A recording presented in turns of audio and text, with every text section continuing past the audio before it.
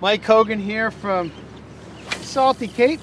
Today we're chasing some reports of a lot of topwater action in the west end of the canal. And as you can see, I think that report is true. And we're fishing small soft baits, cruising around the channels with Captain Shaun Ruge from Riptide. And first cast here. So chunky little 20-inch fish, but there's plenty of action, and I'll take it. Now I chose the silver color today because there's still some herring left in the area. 7 inches is a good size. It's small enough where these smaller schoolies will go for it, but it is also large enough to attract bigger class fish. Now the west end of the canal is an excellent early season spot. I mean, there's a few things going on.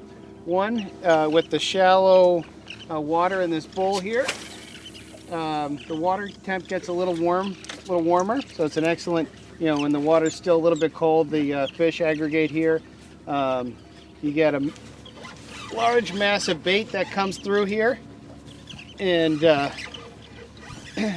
it's easy for the fish to pen the schools of bait up, and so you have large concentrations of bait, large concentrations of fish. You have water change here. You have bait coming from both Cape Cod Bay and Buzzards Bay, and and then also in the spring it's often windy. This is a nice protected area, and so even on real, as long as you stay inside here, you can have a little protection from the wind. The great thing about the west end of the canal is there's really something for everybody. There's good casting here, good trolling. There's excellent bottom fishing. Later in the season, there's great fluke fishing. Sea bass season just opened up. Speaking of which, we're going to go check out to see if we can find any sea bass. But overall, the west end of the canal, I view as an excellent light tackle area. Guys will drift fly bait, troll tubes and worms. But basically, there's something for everybody here. So shifting gears for sea bass, I'm going to switch to metal.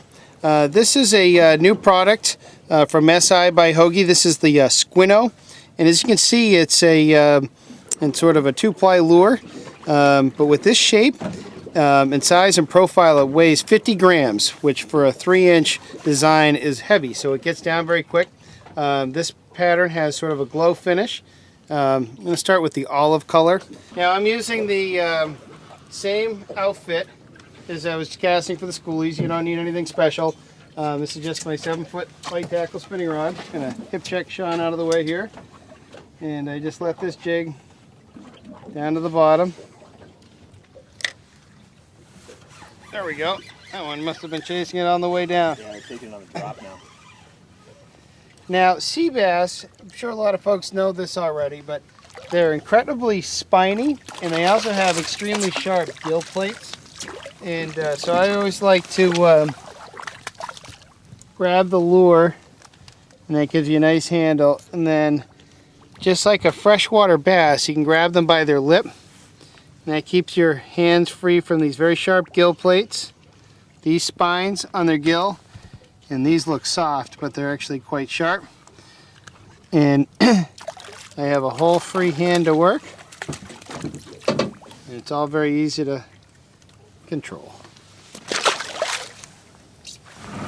Well, it's time to head back to work, but we can officially say that the topwater light tackle schoolie action, the west end of the canal, is hot. Plenty of sea bass for those who want to vertically jig. And stay tuned, we'll be doing these special video reports throughout the whole summer on Salty Cape.